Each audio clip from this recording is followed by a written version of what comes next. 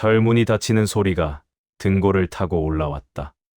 강민수는 손목에 수갑을 내려다봤다. 차갑고 무거웠다.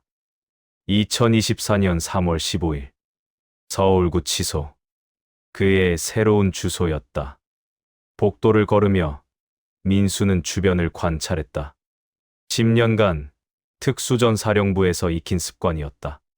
출구의 위치, 감시 카메라의 각도, 교도관들의 동선. 모든 것이 자동으로 머릿속에 입력됐다. 억울했다. 3년 전 함께 보안업체를 차린 동업자 정연우. 그 친구가 회사 돈 12억을 빼돌렸다. 그런데 모든 증거는 민수를 가리키고 있었다. 장부 조작, 계좌 명의, 심지어 계약서까지. 완벽한 함정이었다. 변호사는 고개를 저었다. 검사는 비웃었다. 판사는 징역 5년을 선고했다. 교도관이 12동 3층으로 안내했다. 복도 양쪽으로 감방들이 늘어서 있었다. 퇴창살 사이로 수십 개의 눈동자가 민수를 훑었다. 평가하는 눈빛이었다. 사냥감을 고르는 맹수처럼. 12번 감방 앞에 멈춰 섰다. 교도관이 문을 열었다. 좁았다. 8명이 있었다. 2층 침대 4개가 벽에 붙어 있었다.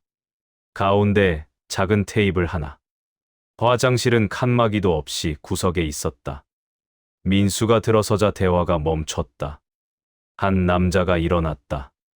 40대 중반쯤 보였다. 키는 크지 않았지만 어깨가 넓었다. 얼굴 왼쪽에 긴 흉터가 있었다. 윤상철.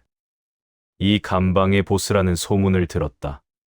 윤상철이 민수를 위아래로 훑었다. 여기는 규칙이 있어.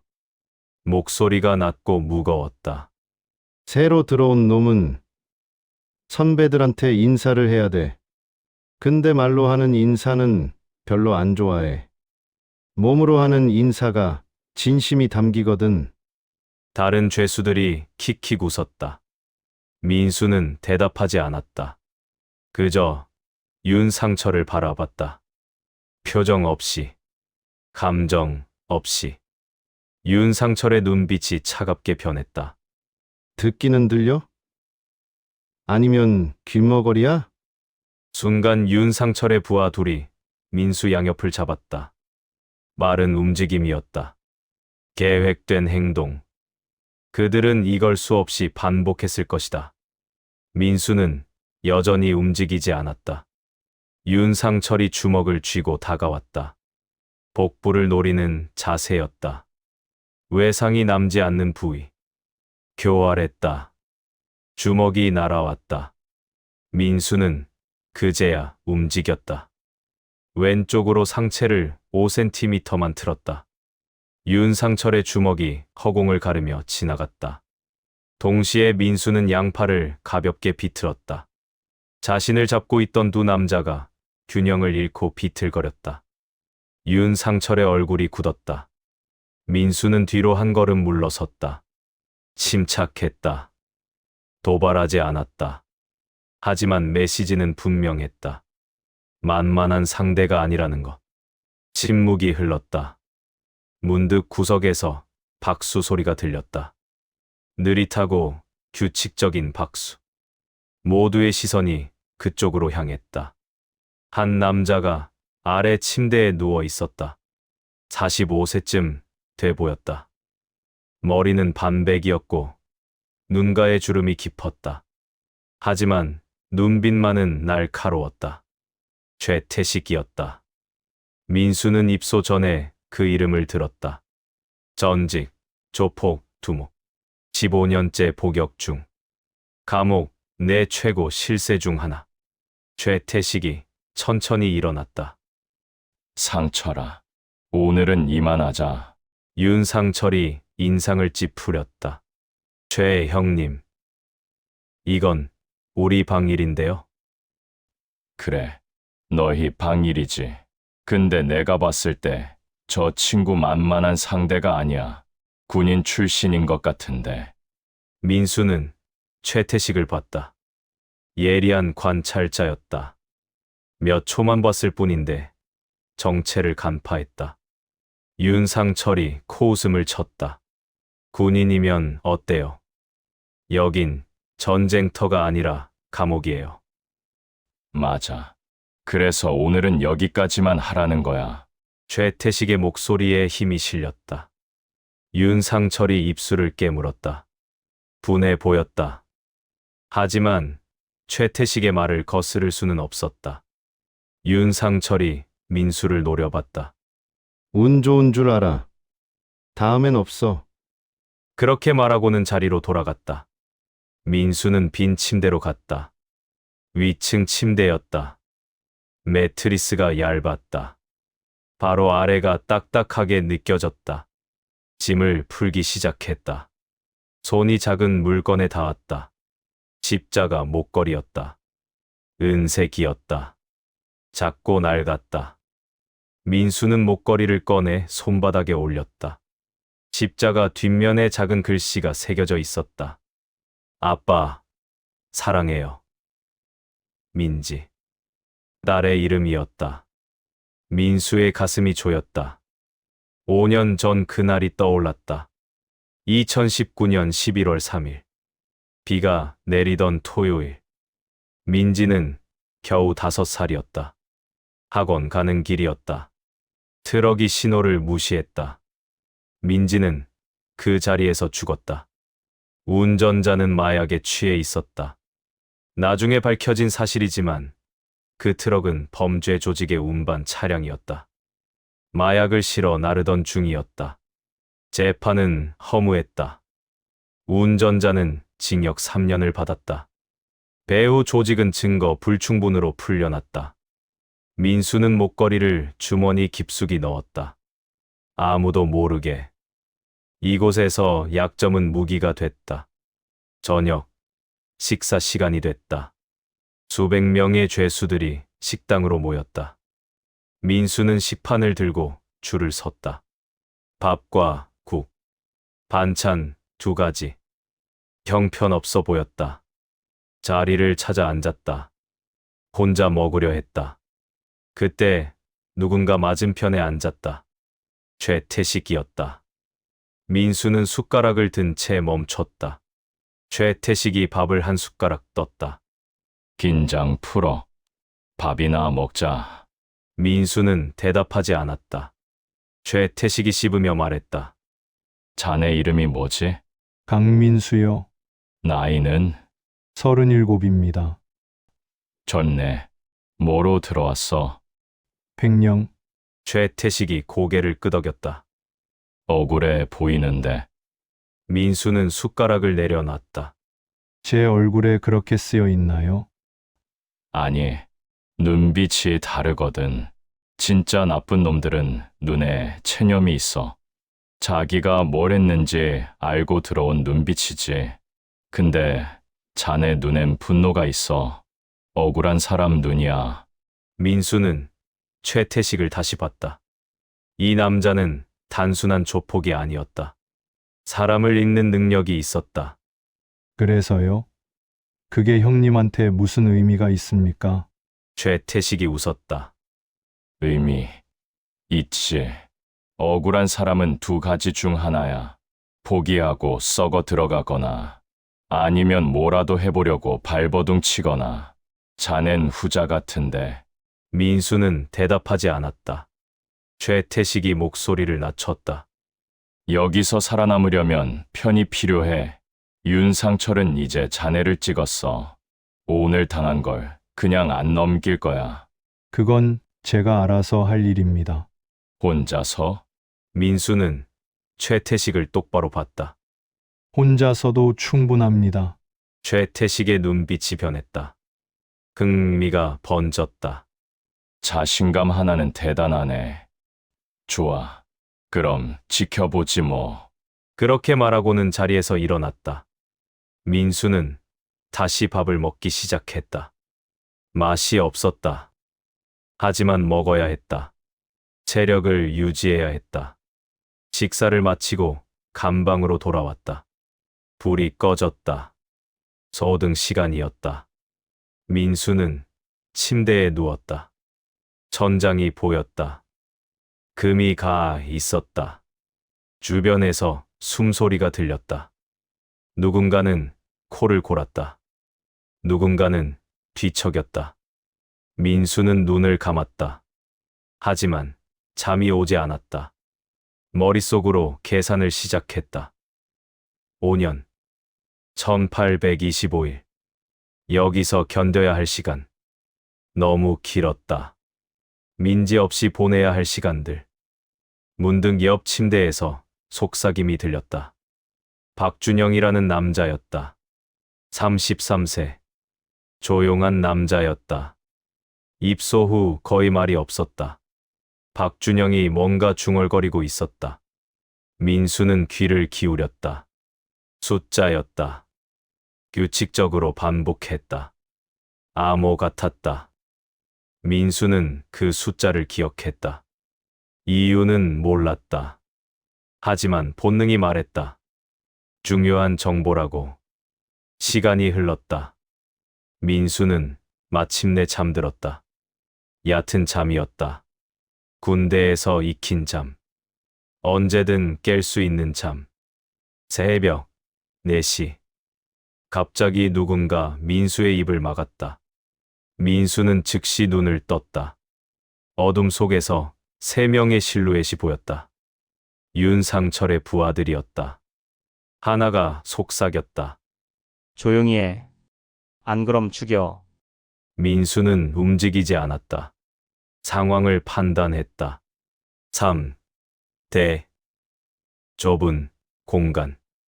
소리를 내면 교도관이 올 것이다. 하지만 그 전에 당할 수 있었다. 그들이 민수를 침대에서 끌어내렸다. 바닥에 내동댕이 쳤다. 발길질이 날아왔다. 복부, 옆구리, 등. 민수는 이를 악물었다. 신음을 참았다. 한 명이 민수의 머리채를 잡았다. 상철 형님 말 안 들으면 어떻게 되는지 보여줄게. 그 순간이었다. 불빛이 켜졌다. 최태식이 스위치를 켰다. 다른 죄수들도 깨어났다. 최태식이 말했다. 그만해. 세 남자가 돌아봤다. 최태식이 천천히 다가왔다. 내가 그만하라고 했어. 윤상철의 부하 하나가 말했다. 형님, 이건 상철 형님 지시예요. 알아. 그래도 그만해. 지금은 소등 시간이야. 시끄러우면 교도관 온다. 세 남자가 머뭇거렸다. 하지만 최태식의 위압감을 이기지 못했다. 민수를 놓고 물러났다. 민수는 바닥에서 일어났다. 입술이 찢어져 피가 났다. 갈비뼈가 쑤셨다. 하지만 심각하지 않았다. 견딜만 했다.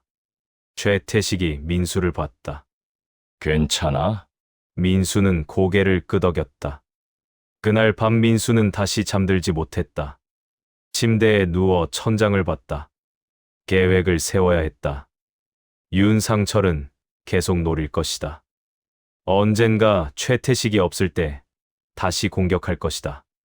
그리고 민수는 깨달았다. 여기서 살아남으려면 혼자서는 안 된다는 것을. 아침이 밝았다. 세면 시간이었다. 죄수들이 줄을 서서 세면대로 향했다. 민수는 거울을 봤다. 입술이 부어 있었다. 눈 밑에 멍이 들었다. 하지만 표정은 변하지 않았다. 물로 얼굴을 씻었다. 차가웠다. 정신이 들었다. 옆에서 누군가 말을 걸었다. 많이 아파요? 민수가 돌아봤다. 젊은 남자였다. 29세쯤 보였다. 마른 체격에 안경을 썼다. 한지우였다. 해커 출신으로 들어왔다는 소문을 들었다. 민수는 대답했다. 괜찮아요. 한지우가 주변을 살폈다. 아무도 듣지 않는 걸 확인하고 속삭였다. 형님, 저도 어젯밤에 당할 뻔했어요. 윤상철 조직한테. 근데 형님이 먼저 당하는 바람에 제가 살았어요. 민수는 한지우를 봤다. 그게 고마워서 말 거는 건가요? 한지우가 고개를 끄덕였다. 그것도 있고요. 그리고 형님 필요할 것 같아요. 여기서 살아남으려면 민수는 대답하지 않았다. 한지우가 더 작은 목소리로 말했다. 저 컴퓨터 좀 다뤄요. 많이요. 여기 보안 시스템도 해킹할 수 있어요. 언젠가 필요하면 도와드릴게요. 민수는 한지우를 다시 봤다. 진지한 눈빛이었다. 왜 그런 말을 내게 하죠? 한지우가 잠시 망설이다 말했다. 제 여동생이 3개월 후에 중요한 수술 받아요. 저 여기 있으면 안 돼요. 나가야 해요. 민수는 이해했다. 이 남자도 절박했다. 민수는 고개를 끄덕였다. 알겠습니다. 그렇게 이상한 동맹이 시작됐다. 점심 시간이었다. 민수는 식당에서 밥을 먹고 있었다. 혼자였다. 그때 한 남자가 다가왔다. 박준영이었다. 박준영이 조용히 앉았다. 말없이 밥을 먹기 시작했다. 민수도 신경 쓰지 않았다. 5분쯤 지났을까. 박준영이 입을 열었다. 강민수 씨, 보안업체 하셨죠? 민수가 숟가락을 멈췄다. 어떻게 알죠? 박준영이 담담하게 말했다. 정보는 제 전문이에요. 강민수, 37세, 전직 특수전사령부, 전역 후 민간 보안업체 창업, 동업자 정연우의 배신으로 누명. 맞죠? 민수는 박준영을 쏘아봤다. 당신 누구요? 박준영이 작게 웃었다. 저도 비슷해요. 억울하게 들어왔죠. 근데 제 경우는 좀 복잡해요. 나중에 이야기할 기회가 있을 거예요. 박준영이 일어섰다. 그 전에 하나만 기억하세요. 여기 있는 사람들 중에 보이는 게 다가 아닌 사람이 많아요. 저도 그렇고, 아마 강민수 씨도 그럴 거고. 그렇게 말하고 가버렸다. 민수는 박준영의 뒷모습을 봤다. 수상했다. 하지만 동시에 궁금했다. 오후 작업 시간이 시작됐다. 민수는 기계 공장으로 배치됐다. 단순 조립 작업이었다. 지루했다. 옆에서 일하던 죄수가 말을 걸었다. 새로운 사람이지? 조심해. 윤상철 조직 애들이 널 노리고 있어. 민수는 고개를 끄덕였다. 알고 있습니다. 알기만 하면 뭐해? 대책이 있어? 민수는 대답하지 않았다. 죄수가 한숨을 쉬었다. 여기선 혼자 못 버텨. 편을 잡아야 해. 최태식 형님한테 붙든지 아니면 윤상철한테 굴복하든지 둘 중 하나야. 민수는 작업을 계속했다. 손은 기계적으로 움직였다. 하지만 머리는 계속 생각했다. 선택의 시간이 다가오고 있었다. 저녁이 됐다. 민수는 감방으로 돌아왔다.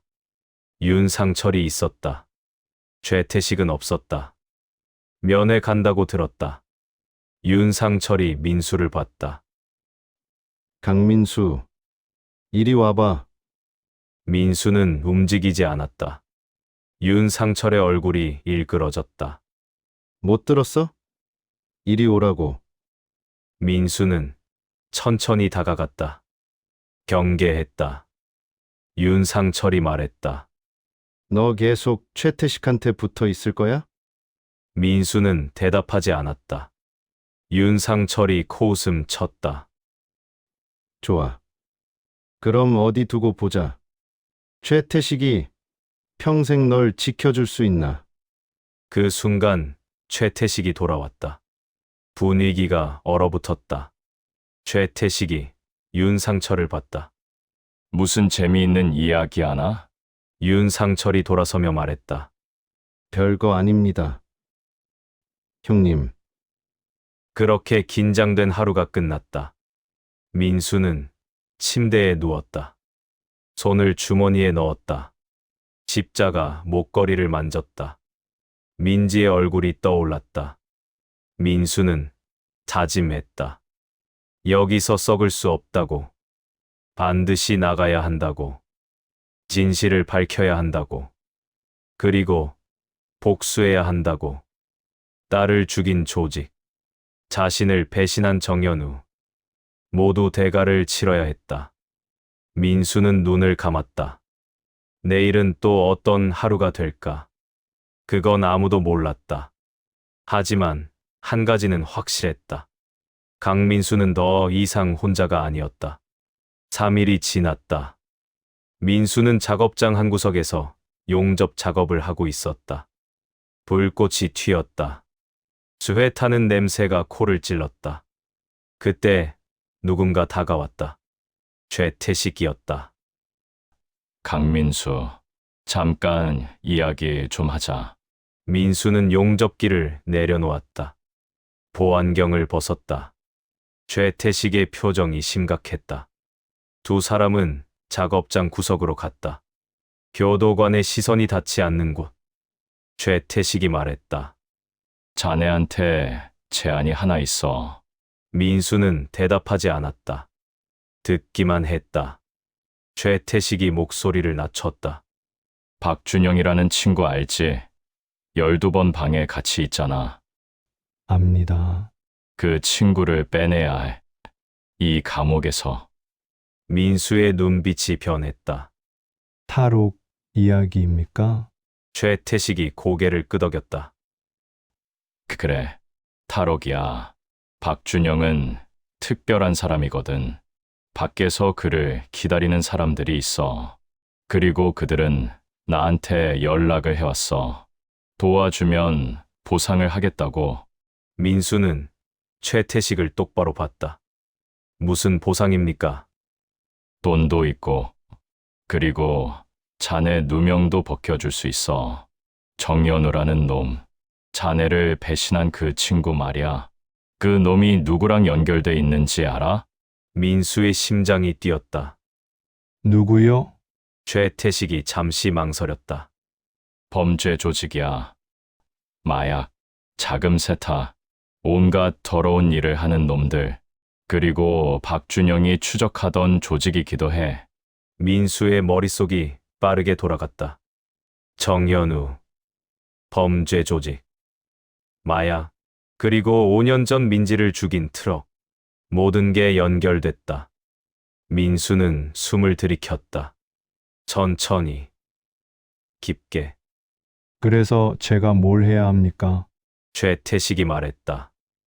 일단 박준영과 접촉해. 그 친구 마음을 열게 해. 지금은 아무도 안 믿거든. 자네라면 가능할 거야. 군인 출신끼리 통하는 게 있잖아. 민수는 고개를 끄덕였다. 알겠습니다. 최태식이 민수의 어깨를 쳤다. 좋아. 그리고 하나 더. 한지우라는 친구도 끌어들여. 그 친구 해커 실력이 필요해. 어떻게 아십니까? 최태식이 웃었다. 나도 15년 동안 여기 있었어. 정보는 다 들어와. 한지우는 국내 최고 수준이야. 금융권 해킹으로 들어왔거든. 그 정도 실력이면 교도소 보안 시스템쯤은 껌이지. 민수는 생각했다. 계산했다. 위험했다. 실패하면 형량이 늘어날 것이다. 독방 갈 수도 있었다.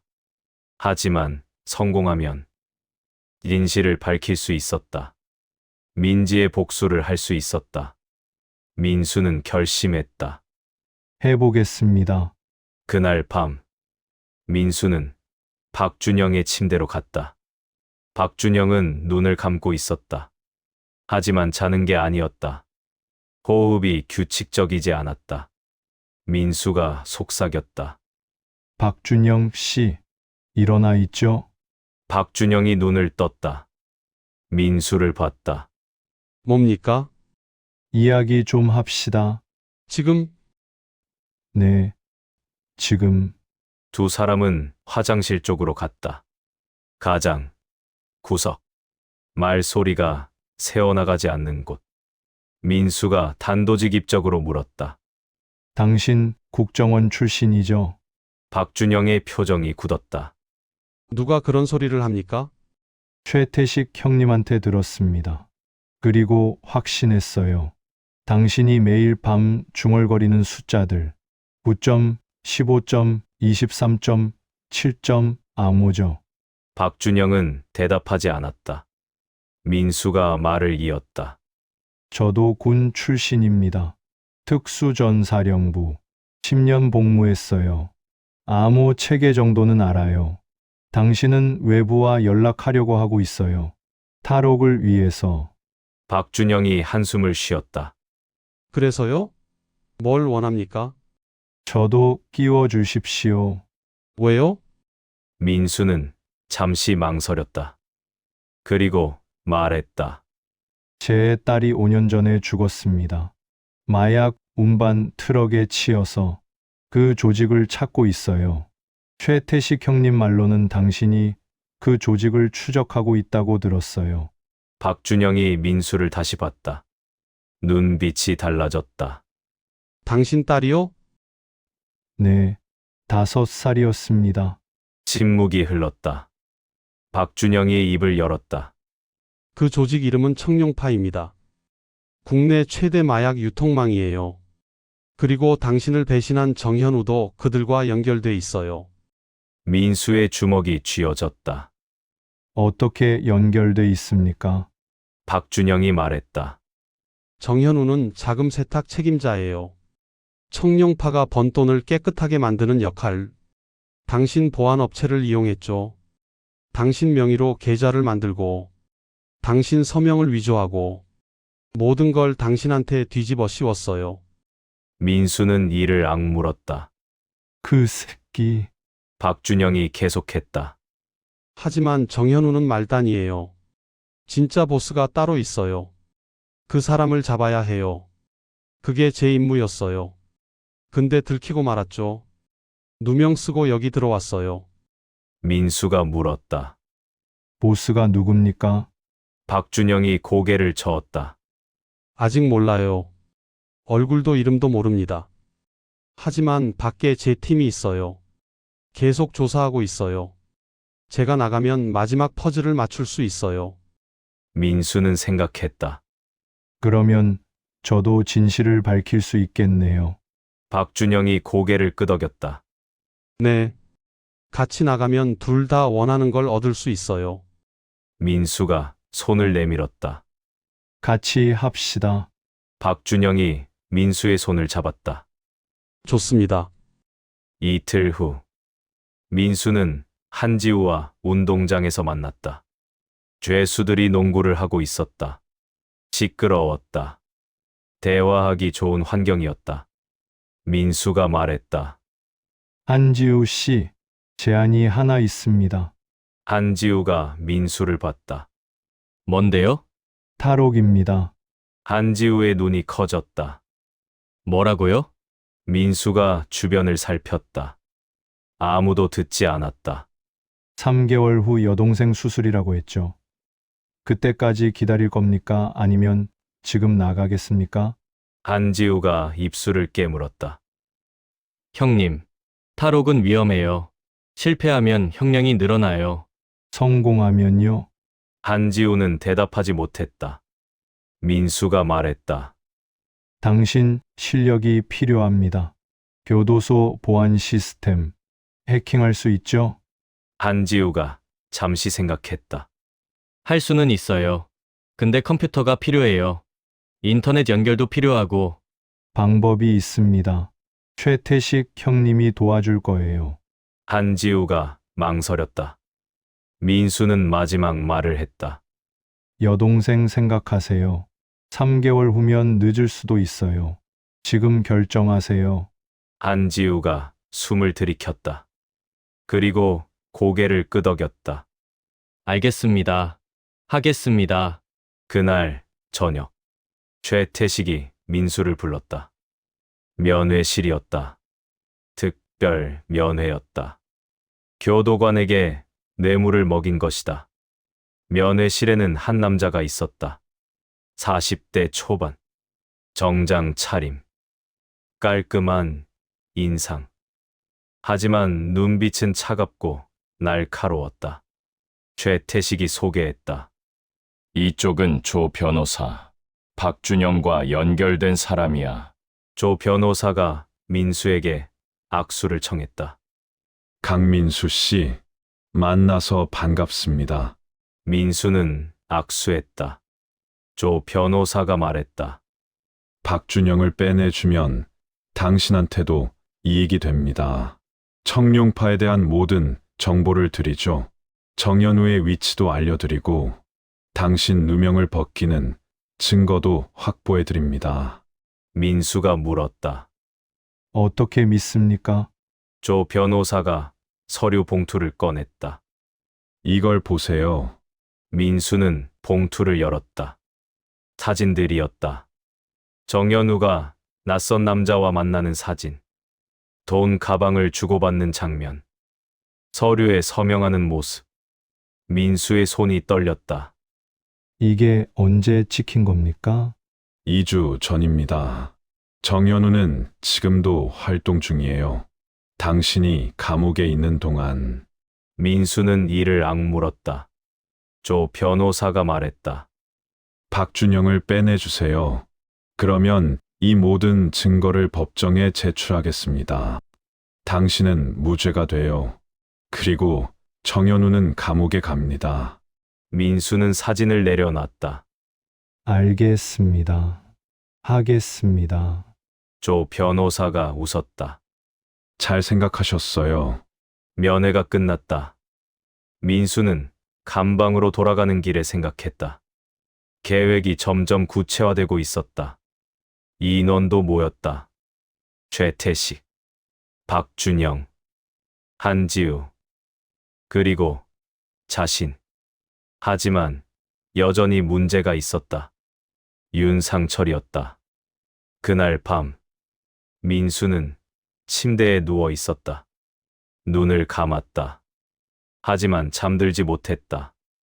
문득 누군가 민수의 침대 옆에 섰다. 민수는 눈을 떴다. 윤상철이었다. 윤상철이 속삭였다. 강민수, 나와봐. 민수는 일어났다. 따라갔다. 화장실로. 윤상철의 부하 셋이 기다리고 있었다. 민수는 긴장했다. 하지만 표정은 변하지 않았다. 윤상철이 말했다. 너 요즘 최태식이랑 자주 붙어 다니더라. 뭐 하는 거야? 민수는 대답하지 않았다. 윤상철이 한 걸음 다가왔다. 대답 안 할 거야? 할 말이 없습니다. 윤상철이 코웃음 쳤다. 좋아. 그럼 내 몸으로 대답해봐. 부하 하나가 민수를 잡으려 했다. 그 순간 민수가 움직였다. 빨랐다. 정확했다. 10년간 몸에 밴 동작. 민수는 부하의 팔을 비틀었다. 관절이 꺾였다. 비명이 터졌다. 다른 부하가 덤벼들었다. 민수는 낮게 몸을 숙였다. 주먹이 머리 위를 스쳤다. 민수는 복부를 가격했다. 정확히 명치. 부하가 쓰러졌다. 세 번째 부하가 뒤에서 목을 조르려 했다. 민수는 뒤로 머리를 박았다. 두개골이 부딪혔다. 부하가 비틀거렸다. 민수는 돌아서며 턱을 올려쳤다. 부하가 바닥에 쓰러졌다. 모두 10초도 안 걸렸다. 윤상철이 벽에 등을 붙였다. 얼굴이 창백했다. 민수가 천천히 다가갔다. 윤상철 씨, 저한테 손대지 마세요. 다시는. 윤상철이 침을 삼켰다. 민수는 돌아섰다. 감방으로 돌아갔다. 그날 이후 윤상철은 민수를 건드리지 않았다. 하지만 민수는 알았다. 이건 끝이 아니라고. 윤상철은 복수를 계획할 것이다. 더 치밀하게, 더 위험하게. 시간이 흘렀다. 한지우가 컴퓨터를 구했다. 최태식이 교도관을 매수해서 작업장에 반입했다. 오래된 노트북이었다. 하지만 충분했다. 한지우는 밤마다 작업했다. 교도소 내부망에 침투했다. CCTV 시스템을 분석했다. 자동문 제어 프로그램을 뜯었다. 2주가 지났다. 한지우가 민수에게 보고했다.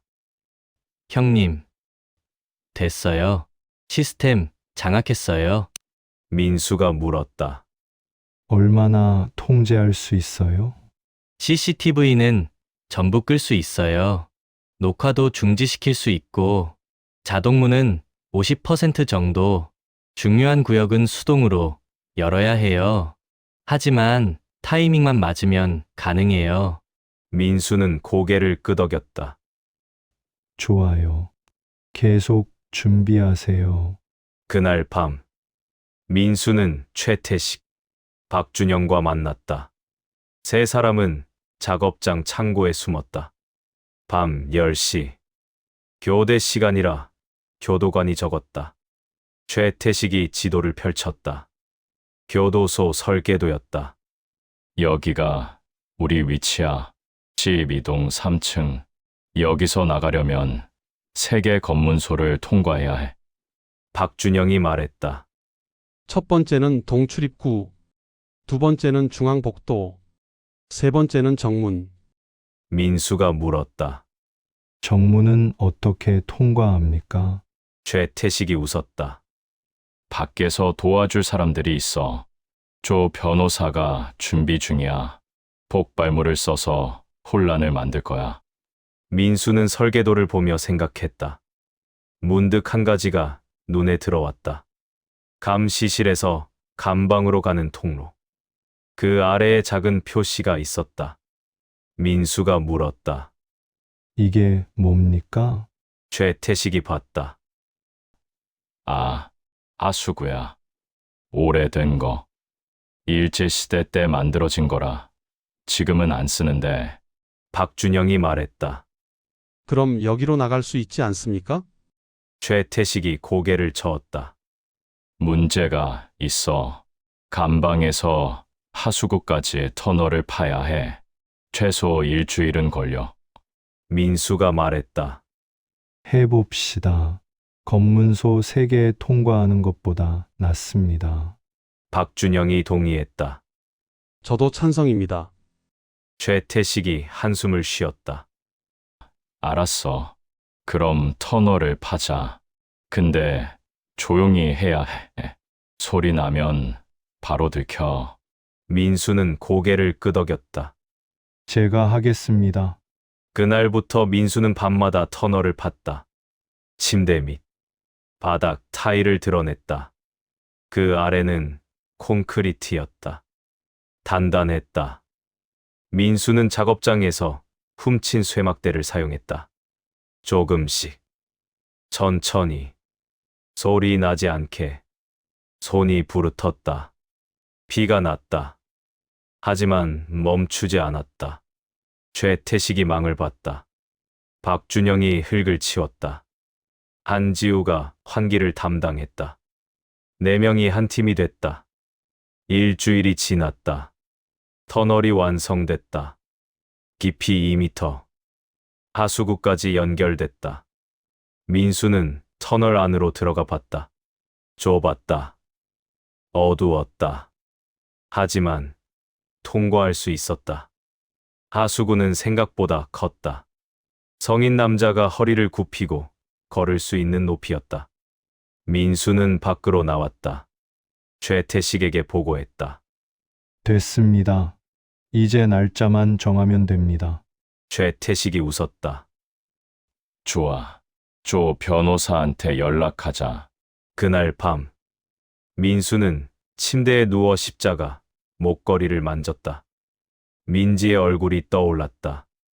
이제 고지야, 아빠가 진실을 밝힐 거야. 너를 죽인 놈들을 잡을 거야. 민수는 눈을 감았다. 하지만 그는 몰랐다.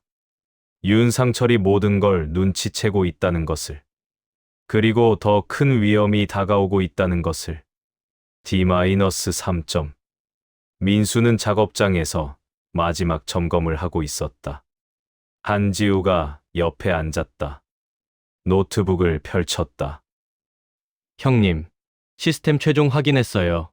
CCTV 차단 시간은 정확히 15분. 그 이후엔 백업 전원이 작동해요. 15분이면 충분합니다. 한지우가 화면을 가리켰다. 여기 봐요. 감시실에서 하수구까지 거리가 120m예요. 4명이 움직이면 최소 10분은 걸려요. 그럼 5분 여유가 있네요. 한지우가 걱정스러운 표정을 지었다. 5분은 너무 빠듯해요. 뭔가 하나라도 잘못되면 민수가 한지우의 어깨를 쳤다.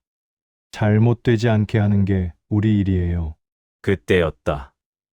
윤상철이 작업장으로 들어왔다. 민수는 즉시 노트북을 덮었다. 하지만 늦었다. 윤상철이 봤다. 윤상철의 입꼬리가 올라갔다. 비웃는 표정이었다. 윤상철이 지나가며 속삭였다. 재밌는 거 하네. 강민수, 그리고 가버렸다.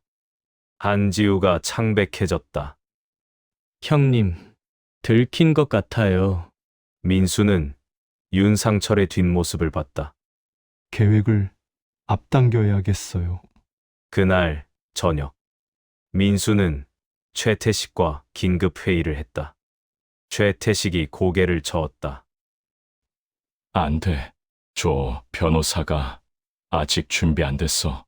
외부 지원팀도 최소 3일은 더 필요하대. 민수가 말했다. 3일 후면 늦습니다. 윤상철이 눈치챘어요. 먼저 움직일 겁니다. 박준영이 끼어들었다. 민수 씨 말이 맞습니다. 윤상철은 이미 뭔가 계획하고 있을 거예요. 최태식이 한숨을 쉬었다. 그럼 어쩌자는 거야? 외부 도움 없이 나가자고? 민수는 잠시 생각했다. 그리고 말했다. 윤상철을 역이용합시다.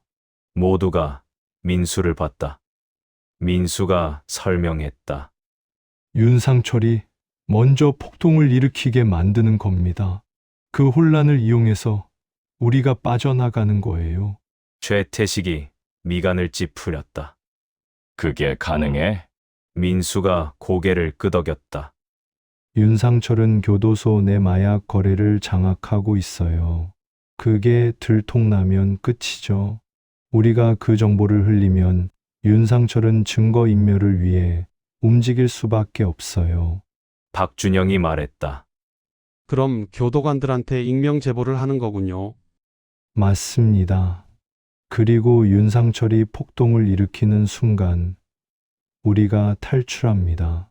최태식이 웃었다. 위험하지만 재미있어. 해보자. D-1점. 민수는 익명 편지를 작성했다.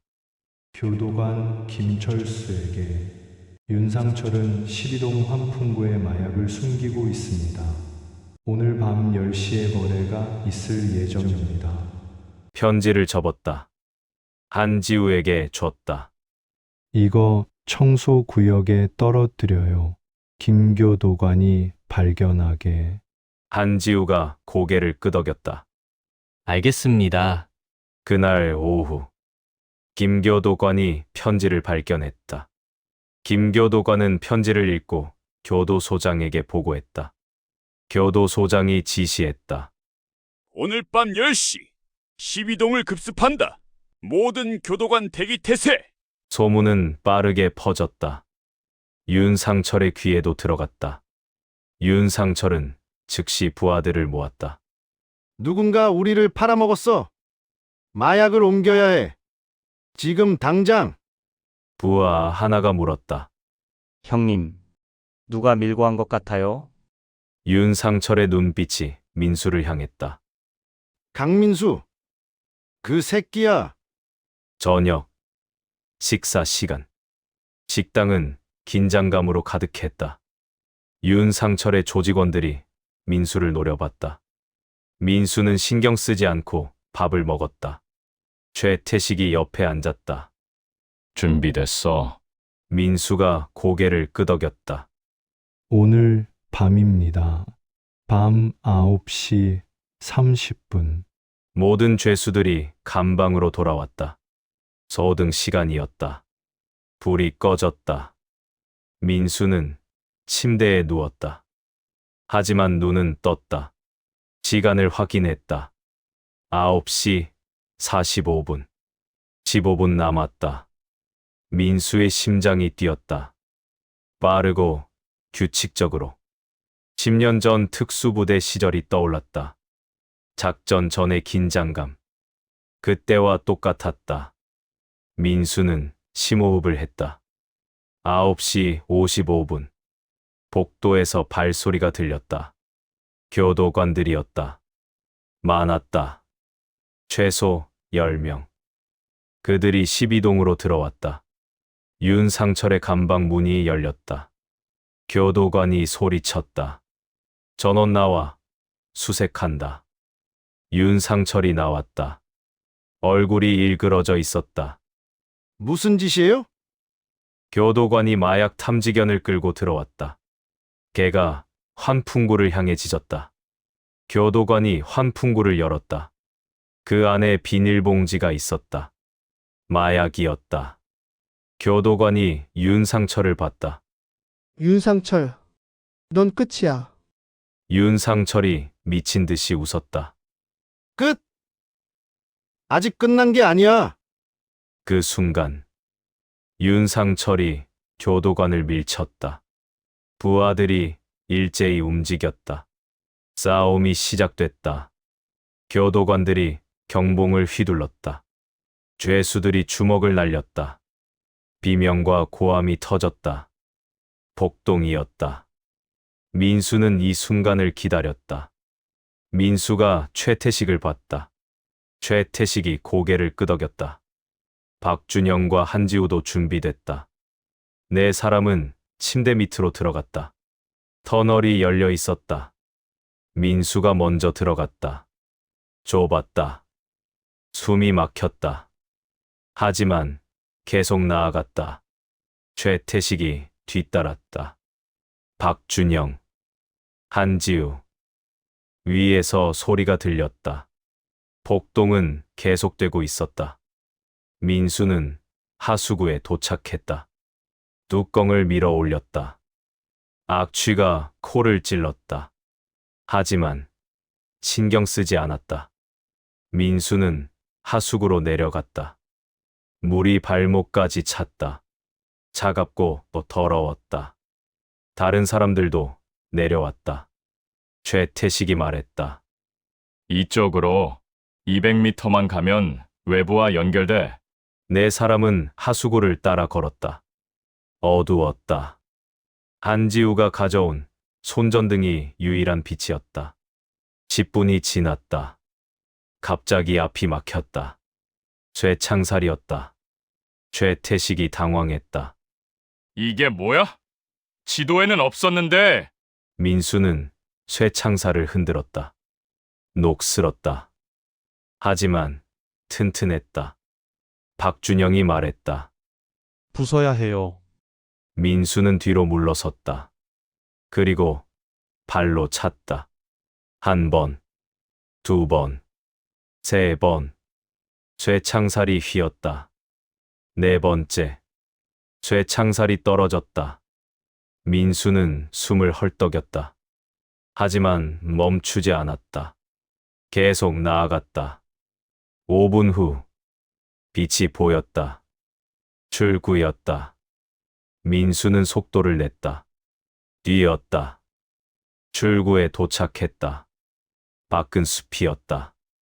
민수는 밖으로 나왔다. 신선한 공기가 폐를 채웠다. 자유였다. 다른 사람들도 나왔다. 최태식이 웃었다. 해냈어. 우리가 해냈어. 하지만 기쁨은 짧았다. 갑자기 총소리가 들렸다. 민수는 본능적으로 엎드렸다. 숲 저쪽에서 손전등 불빛이 보였다. 교도관들이었다. 아니, 특공대였다. 누군가 외부에 연락한 것이다. 최태식이 소리쳤다. 도망쳐! 뿔뿔이 흩어져! 네 사람은 서로 다른 방향으로 뛰었다. 민수는 숲속으로 달렸다. 나뭇가지가 얼굴을 핥히었다. 신경 쓰지 않았다. 뒤에서 추격 소리가 들렸다. 개 짖는 소리도 들렸다. 추적견이었다. 민수는 계속 뛰었다. 배가 터질 것 같았다. 다리가 후들거렸다. 하지만 멈출 수 없었다. 갑자기 앞에 절벽이 나타났다. 민수는 멈춰 섰다. 아래를 봤다. 강이었다. 10m 아래. 뒤에서 소리가 들렸다. 특공대가 다가오고 있었다. 민수는 선택의 여지가 없었다. 뛰어내렸다. 몸이 공중에 떴다. 2초가 영겁처럼 느껴졌다. 물에 떨어졌다. 충격이 온몸을 흔들었다. 물속으로 가라앉았다. 민수는 필사적으로 발을 차 올렸다. 수면으로 올라왔다. 숨을 들이켰다. 강물이 민수를 휩쓸고 갔다. 빠른 유속이었다. 민수는 물살에 몸을 맡겼다. 위에서 손전등 불빛이 보였다. 특공대가 강둑을 따라 뛰고 있었다. 하지만 따라잡지 못했다. 민수는 계속 떠내려갔다. 얼마나 흘렀을까? 민수는 강둑에 닿았다. 기어 올랐다. 온몸이 젖었다. 추웠다. 하지만 살아 있었다. 민수는 주변을 봤다. 숲이었다. 어디인지 몰랐다. 하지만 중요하지 않았다. 자유였다. 민수는 일어섰다. 비틀거렸다. 하지만 걸었다. 한 걸음, 두 걸음. 계속 걸었다. 새벽이 밝았다. 민수는 작은 도로에 도착했다. 차 한 대가 지나갔다. 민수는 손을 들었다. 차가 멈췄다. 운전자가 창문을 내렸다. 50대 남자였다. 어디 가세요? 민수는 대답했다. 서울이요. 남자가 민수를 위아래로 봤다. 젖은 옷, 상처난 얼굴. 사고 났어요? 네. 산에서 길을 잃었습니다. 남자가 잠시 망설이다 말했다. 타세요. 서울까지 데려다 줄게요. 민수는 차에 탔다. 뒷좌석에 앉았다. 차가 출발했다. 민수는 창밖을 봤다. 해가 떠오르고 있었다. 새로운 시작이었다. 하지만 민수는 알았다. 이건 끝이 아니라고. 이제 시작이라고. 정연우를 찾아야 했다. 정룡파를 무너뜨려야 했다. 민지의 복수를 완성해야 했다. 민수는 주머니에 손을 넣었다. 십자가 목걸이가 있었다. 젖었지만 여전히 빛났다. 민수는 목걸이를 꽉 쥐었다. 기다려. 민지야. 아빠가 꼭 해낼게. 차는 계속 달렸다. 서울을 향해, 그리고 진실을 향해. 민수의 여정은 이제부터였다. 한편, 감옥에서는 아수라장이었다. 복동은 3시간 만에 진압됐다. 죽은 사람이 셋, 부상자가 20명. 윤상철은 독방에 갇혔다. 최태식은 행방불명. 박준영도 사라졌다. 한지우도 찾을 수 없었다. 교도소장은 긴급 기자회견을 열었다. 탈옥수 4명. 전국에 수배령이 내려졌다. 강민수의 사진이 뉴스에 나왔다. 현상금 5천만 원. 하지만 민수는 개의치 않았다. 이미 각오했다. 돌아갈 수 없는 강을 건넜다. 이제 앞으로만 갈 수 있었다. 서울 외곽. 민수는 차에서 내렸다. 운전자에게 고맙다고 인사했다. 그리고 걸었다. 도시의 불빛이 보였다. 민수는 그곳을 향해 걸었다. 복수를 향해, 진실을 향해, 민지를 향해. 서울 강남구. 민수는 24시간 찜질방에 숨어 있었다. 3일째였다. 머리를 밀었다. 수염을 길렀다. 안경을 샀다. 다른 사람처럼 보였다. 하지만 안심할 수 없었다. CCTV가 어디에나 있었다. 경찰이 수시로 순찰했다. 뉴스마다 민수의 사진이 나왔다.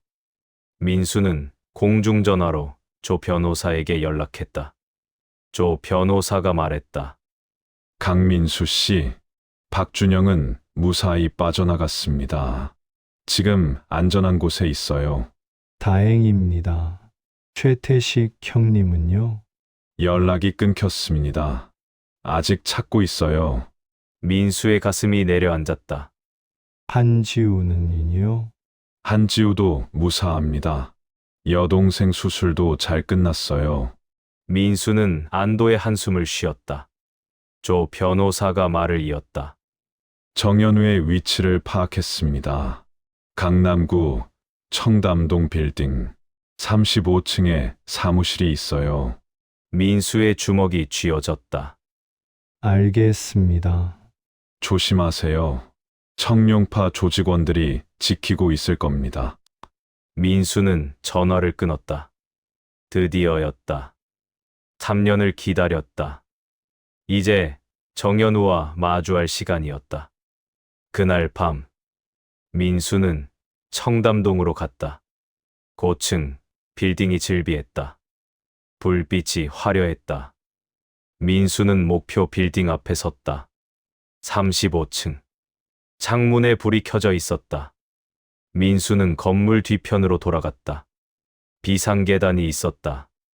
CCTV는 없었다. 민수는 계단을 올라가기 시작했다. 1층, 2층, 3층. 다리가 아팠다. 숨이 찼다. 하지만 멈추지 않았다. 20층을 지났다. 30층을 지났다. 35층에 도착했다. 문 앞에 섰다. 심호흡을 했다. 문을 열었다. 복도가 나왔다. 조용했다. 끝에 사무실 문이 보였다. 유리문이었다. 안이 보였다.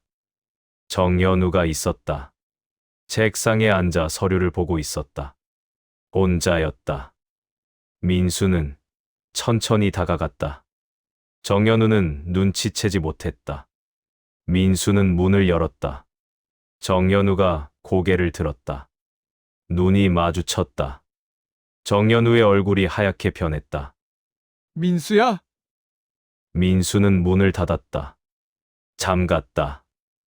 오랜만이야. 현우야! 정연우가 자리에서 일어났다. 뒤로 물러섰다. 어떻게 여기를? 탈옥했어. 너를 찾으러. 정연우가 책상 서랍을 열려고 했다.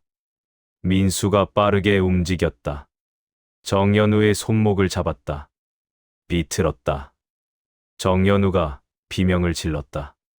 민수는 서랍을 열었다. 권총이 있었다. 민수는 권총을 꺼냈다. 정연우에게 겨눴다. 앉아. 정연우가 바닥에 주저앉았다. 민수는 의자를 당겨 앉았다. 총을 내려놓지 않았다. 침묵이 흘렀다. 민수가 입을 열었다. 왜 그랬어? 정연우가 떨리는 목소리로 말했다. 민수야. 미안해. 정말 미안해. 미안? 그게 다야? 정연우가 고개를 숙였다. 나도 어쩔 수 없었어. 청룡파한테 빚이 있었어. 갚지 못하면 죽는다고 했어. 그래서 날 팔아넘긴 거야? 정연우가 울먹였다. 다른 방법이 없었어. 정말이야. 민수는 총을 들어 올렸다. 정연우의 이마에 겨눴다. 정연우가 손을 들었다. 쏘지 마. 제발. 민수의 손가락이 방아쇠에 걸렸다. 하지만 당기지 않았다. 민수는 생각했다. 이렇게 끝내면 아무것도 해결되지 않는다고. 민수는 총을 내렸다. 청룡파 보스가 누구야? 정연우가 놀란 표정을 지었다. 몰라. 진짜 몰라. 거짓말하지 마. 정말이야. 나도 얼굴 못 봤어. 항상 중간 사람을 통해서만 연락했어. 민수는 정연우를 노려봤다. 그 중간 사람이 누구야? 정연우가 망설였다. 민수가 총을 다시 들어 올렸다. 정연우가 급히 말했다. 김교도관이야. 민수의 눈이 커졌다. 뭐라고? 서울구치소 김교도관. 그 사람이 청룡파와 연결돼 있어. 감옥 안팎으로 마약을 유통시키는 역할이야. 민수는 충격을 받았다. 김교도관. 양심적이라고 생각했던 그 사람. 아들 병원비 때문에 타락했다던 그 사람. 모든 게 거짓이었다. 민수는 이를 악물었다. 김교도관이 어디 있어? 정연우가 말했다. 모르겠어. 탈옥 사건 이후로 연락이 끊겼어. 민수는 정연우를 일으켜 세웠다. 나랑 같이 가. 어디? 경찰서. 넌 자수할 거야. 정연우가 발버둥 쳤다. 싫어. 안 가. 민수가 정연우의 뒤통수를 쳤다. 정연우가 기절했다. 민수는 정연우를 끌고 나왔다. 비상계단으로 내려갔다. 힘들었다. 정연우가 무거웠다. 하지만 포기하지 않았다. 1층에 도착했다. 민수는 정연우를 차에 실었다. 조 변호사가 보내준 차였다. 시동을 걸었다. 경찰서로 향했다. 30분 후 민수는 경찰서 앞에 도착했다. 정연우를 차에서 끌어냈다. 경찰서 문 앞에 세웠다. 정연우가 깼다. 여기가 어디야? 경찰서야. 민수야. 제발. 한 번만 봐줘. 민수는 대답하지 않았다. 정연우를 밀었다. 정연우가 경찰서 안으로 비틀거리며 들어갔다. 경찰들이 놀라 일어섰다. 민수는 돌아섰다. 뛰었다. 뒤에서 고함 소리가 들렸다. 멈춰. 민수는 멈추지 않았다. 골목으로 들어갔다. 어둠 속으로 사라졌다. 다음 날 뉴스가 터졌다. 정연우 자수. 청룡파 연로 폭로. 민수는 모텔 방에서 뉴스를 봤다. 정연우가 모든 걸 자백했다. 자금 세탁, 횡령, 증거, 조작. 강민수의 무죄가 밝혀졌다. 민수는 TV를 껐다. 한 걸음 나아갔다. 하지만 아직 끝나지 않았다. 김교도관을 찾아야 했다. 그리고 청룡파 보스를 밝혀내야 했다. 민수는 조 변호사에게 전화했다. 김교도관 위치 파악됐습니까? 조 변호사가 말했다. 아직입니다. 하지만 박준영이 단서를 찾았어요. 김교도관의 아들. 실제로는 백혈병이 아니었습니다. 그럼 뭡니까? 거짓이었어요. 병원비 핑계는 위장이었어요. 김교도관은 처음부터 청룡파 조직원이었습니다. 민수는 분노가 치밀었다. 지금 어디 있습니까? 인천 송도 한 아파트에 숨어 있어요. 주소 보낼게요. 민수는 전화를 끊었다. 준비를 시작했다. 그날 밤 민수는 인천으로 갔다. 송도 고층 아파트였다. 25층. 민수는 엘리베이터를 탔다. 25층에서 내렸다. 복도를 걸었다. 2503호 앞에 섰다. 초인종을 눌렀다. 안에서 인기척이 들렸다. 문이 열렸다. 김교도관이 나왔다. 눈이 마주쳤다.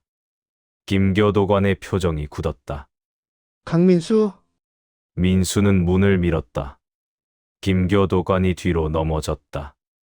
민수는 안으로 들어갔다. 문을 닫았다. 김교도관이 일어나려 했다. 민수가 발로 짓눌렀다. 김교도관이 신음했다. 민수가 말했다. 청룡파 보스가 누구야? 김교도관이 고개를 저었다. 모른다. 거짓말. 민수가 더 힘을 줬다. 김교도관이 비명을 질렀다. 정말 모른다고. 민수는 김교도관의 멱살을 잡았다. 5년 전 내 딸을 죽인 트럭. 그게 청룡파 소유였어. 넌 알고 있었지? 김교도관이 눈을 피했다. 민수가 소리쳤다. 대답해. 김교도관이 떨리는 목소리로 말했다. 알았어. 알았다고. 민수의 눈에 눈물이 맺혔다. 왜 막지 않았어? 왜 그냥 뒀어? 김교도관이 울먹였다. 나도 어쩔 수 없었어. 조직 명령이었어. 민수는 김교도관을 놓았다. 주저앉았다. 손이 떨렸다. 민지의 얼굴이 떠올랐다. 작고 예쁜 얼굴. 웃는 모습. 아빠라고 부르던 목소리. 모두 사라졌다. 이 더러운 조직 때문에. 민수는 고개를 들었다. 김교도관을 봤다. 보스 이름을 말해. 안 그러면 너도 끝이야. 김교도관이 절규했다. 윤상철이야. 윤상철이 보스야. 민수는 얼어붙었다. 뭐라고? 윤상철. 감옥에 있던 그 사람. 그 사람이 청룡파 실제 보스야. 일부러 감옥에 들어가 있는 거야. 안전하니까. 민수는 믿을 수 없었다. 윤상철. 모든 게 연결됐다. 윤상철이 감옥 내 마약 거래를 장악한 이유. 김교도관이 윤상철 편이었던 이유. 박준영이 감옥에 갇힌 이유. 모두 윤상철 때문이었다.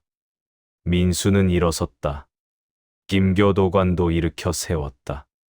나랑 같이 가. 경찰한테 자백해. 김교도관이 고개를 저었다.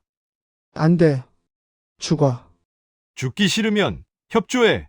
김교도관이 주저했다. 그 순간 문이 박살났다. 여러 명의 남자들이 들이닥쳤다. 청룡파 조직원들이었다. 민수는 즉시 전투 태세를 취했다. 하지만 상대가 너무 많았다. 5명. 그들은 흉기를 들고 있었다. 민수는 선택의 여지가 없었다. 창문을 향해 뛰었다. 몸을 날렸다. 유리가 깨졌다. 민수는 밖으로 떨어졌다. 25층 높이. 바람이 얼굴을 때렸다. 민수는 손을 뻗었다. 다행히 아래층 베란다 난간을 잡았다. 온몸이 흔들렸다. 손이 미끄러졌다. 하지만 놓지 않았다. 필사적으로 버텼다. 위에서 조직원들이 내려다봤다. 하나가 민수의 손을 밟으려 했다. 민수는 한 손을 놓았다. 몸을 흔들었다. 옆 베란다로 뛰어올랐다. 간신히 잡았다. 베란다 문을 발로 찼다. 유리가 깨졌다. 민수는 안으로 들어갔다. 빈 집이었다. 민수는 현관문을 열고 복도로 뛰쳐나갔다. 비상계단으로 내려갔다. 뒤에서 추격 소리가 들렸다. 민수는 계속 뛰었다. 숨이 찼다. 다리가 풀렸다. 하지만 멈출 수 없었다. 1층에 도착했다. 밖으로 뛰쳐나갔다. 도로에 차들이 지나갔다. 민수는 택시를 세웠다. 타자마자 소리쳤다. 빨리 가세요! 택시가 출발했다. 민수는 뒤를 봤다. 조직원들이 쫓아오고 있었다. 하지만 따라잡지 못했다. 민수는 안도의 한숨을 쉬었다. 일주일 후, 민수는 박준영과 만났다. 안전가옥이었다. 박준영이 말했다. 윤상철을 잡을 방법을 찾았습니다. 어떻게요? 김교도관이 자백했어요. 모든 증거를 넘겼고요. 검찰이 윤상철 기소 준비 중입니다. 민수는 고개를 끄덕였다. 하지만 그걸로는 부족해요. 박준영이 민수를 봤다. 뭘 더 원하십니까? 민수는 잠시 망설였다. 그리고 말했다. 직접 만나야 해요. 윤상철을. 박준영이 미간을 찌푸렸다. 위험합니다. 윤상철은 감옥에서도 힘이 있어요. 알아요. 그래도 가야 해요. 이틀 후, 민수는 서울구치소 면회실에 있었다. 특별 면회였다. 박준영이 주선했다. 철창 너머로 윤상철이 들어왔다. 수갑을 차고 있었다. 하지만 표정은 여전히 오만했다. 윤상철이 민수를 봤다. 강민수, 살아 있었구나. 민수는 대답하지 않았다. 윤상철이 웃었다. 탈옥까지 하고. 대단하더라. 나도 감탄했어. 민수가 입을 열었다. 5년 전 내 딸을 죽인 틀어 내 지시였지? 윤상철의 웃음이 멈췄다. 그건 사고였어. 거짓말. 윤상철이 어깨를 으쓱했다. 믿고 싶은 대로 믿어. 민수는 주먹을 쥐었다. 왜 그랬어? 5살 아이가 무슨 죄야? 윤상철이 차갑게 말했다. 죄? 죄 같은 거 없어. 그냥 운이 나빴을 뿐이지. 사업하다 보면 그런 일도 있는 거야. 민수는 이를 악물었다. 윤상철이 계속했다. 너도 알잖아. 세상은 원래 불공평해. 강한 놈이 살아남고 약한 놈은 죽어. 내 딸은 약했어. 그게 나야. 민수는 참을 수 없었다. 자리에서 일어났다. 교도관이 막았다. 민수는 윤상철을 노려봤다. 넌 끝이야. 증거 다 확보했어. 곧 법정에 서게 될 거야. 윤상철이 비웃었다. 법정? 나한테 변호사가 얼마나 많은데 빠져나갈 구멍은 많아. 민수가 말했다. 이번엔 안 돼. 김교도관이 다 자백했어. 정현우도 증언했고, 넌 끝이야. 윤상철의 표정이 일그러졌다. 처음으로 두려움이 보였다. 민수는 등을 돌렸다. 나가려는데 윤상철이 소리쳤다. 강민수, 내가 뭘 안다고? 넌 아무것도 모르면서. 민수는 멈춰 섰다. 돌아봤다. 내가 뭘 모르는데? 윤상철이 미친 듯이 웃었다. 내 딸 죽인 운전자. 그 사람 기억나? 민수의 심장이 멈췄다. 기억하지? 마약에 취한 놈이었어.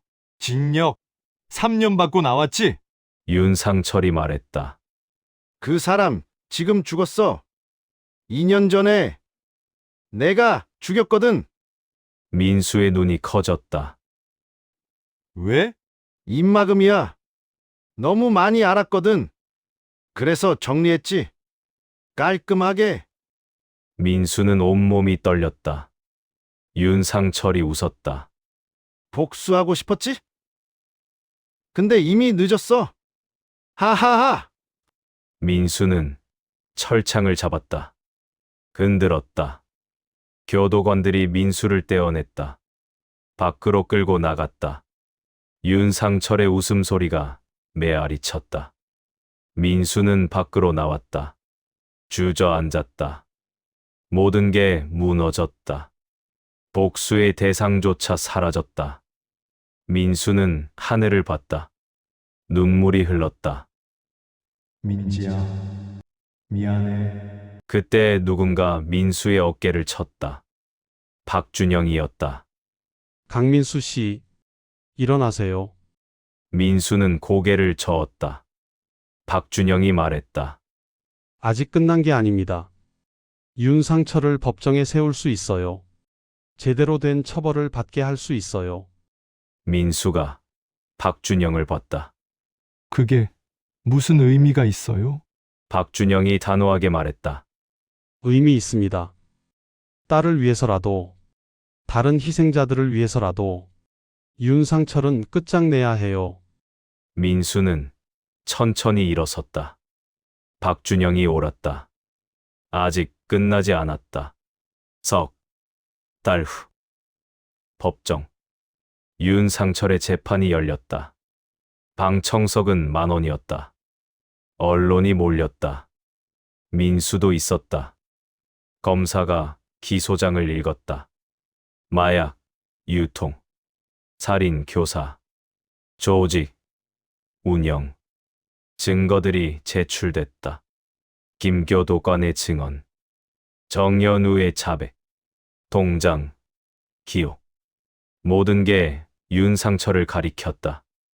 윤상철은 묵묵부답이었다.